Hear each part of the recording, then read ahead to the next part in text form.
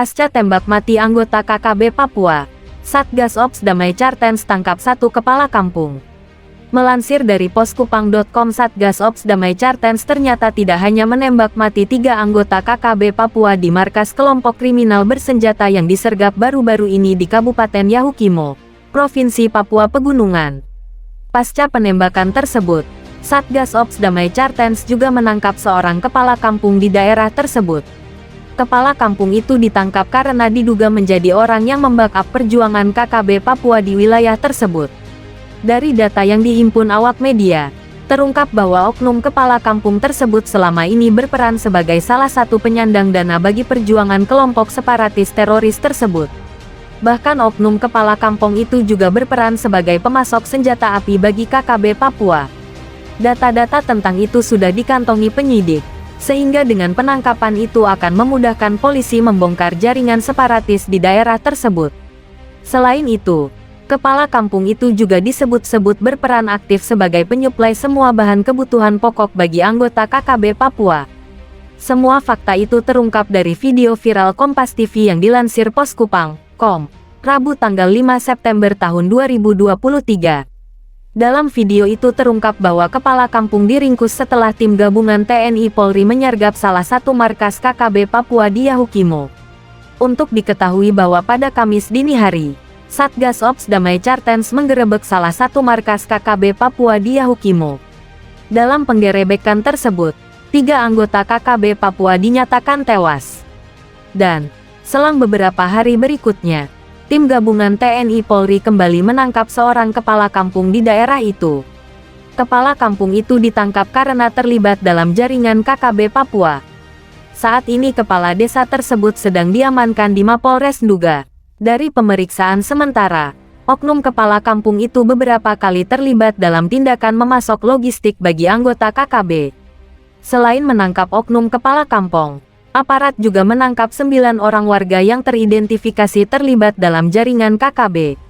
Dari 9 orang itu, 3 diantaranya telah ditetapkan sebagai tersangka pembunuhan terhadap 2 warga sipil. Sedangkan 6 lainnya saat ini sedang diperiksa secara intensif oleh penyidik Polres Yahukimo. Dari data yang diperoleh awak media, dengan ditangkapnya 9 orang warga itu, maka jumlah warga yang telah ditangkap oleh aparat keamanan sebanyak 40 orang. Para pelaku itu merupakan oknum yang terlibat dalam serangkaian kasus pembunuhan yang terjadi di beberapa daerah di Papua, seperti Yahukimo, Kabupaten Nduga, Kabupaten Puncak, Kabupaten Ilaga dan beberapa daerah lainnya. Untuk diketahui, sampai saat ini KKB Papua tak henti-hentinya melakukan serangan terhadap prajurit TNI Polri dan warga sipil di tanah Papua.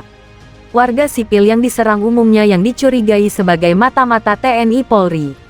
Namun alibi KKB Papua itu ditolak mentang-mentang oleh TNI Polri. Karena warga sipil yang diserang tak ada hubungannya dengan TNI Polri.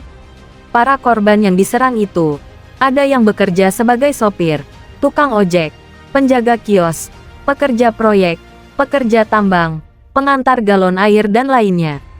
Bahkan warga sipil yang dihabisi KKB Papua itu, ada yang bekerja sebagai perawat, guru, baik itu sebagai aparatur sipil negara ASN, termasuk Camar Kramamonga, Darson Hegemur, maupun tenaga honor dan tenaga kontrak lainnya. Saking banyaknya warga sipil yang jadi korban keganasan KKB Papua, maka saat ini aparat keamanan baik TNI maupun Polri mulai mengambil langkah-langkah tegas. Selain melakukan pengejaran saat ada insiden penyerangan, prajurit TNI Polri juga menyelidiki keberadaan para pelaku yang terlibat dalam kasus lainnya. Para pelaku itu masuk dalam daftar pencarian orang, DPO, dikejar, ditangkap dan diproses hukumkan. Hingga saat ini sudah banyak oknum yang ditangkap aparat keamanan lantaran diduga terlibat dalam jaringan KKB Papua. Bahkan yang ditangkap itu, ada yang berstatus sebagai pejabat daerah. Penangkapan para pihak itu dimaksudkan untuk membongkar jaringan KKB Papua yang selama ini meresahkan masyarakat. Selain itu untuk mengetahui mata rantai KKB Papua baik di daerah bergolak itu maupun daerah lain di Indonesia. Namun sejauh penyelidikan yang dilakukan aparat keamanan, para oknum yang terlibat dalam KKB Papua, umumnya berada di Papua, khususnya di wilayah-wilayah pedalaman, baik Provinsi Papua Pegunungan maupun Provinsi Papua Tengah.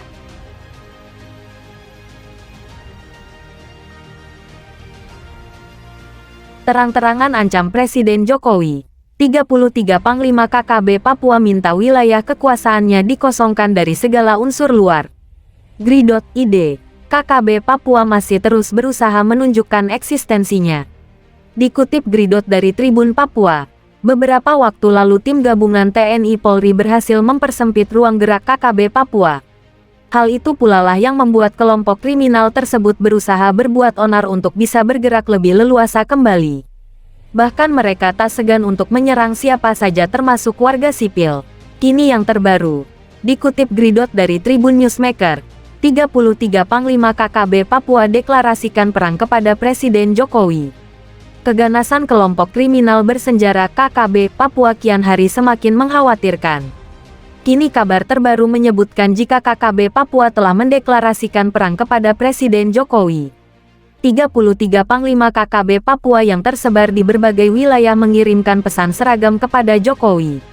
Pesan KKB Papua itu disampaikan salah satu pimpinannya melalui video yang viral di media sosial.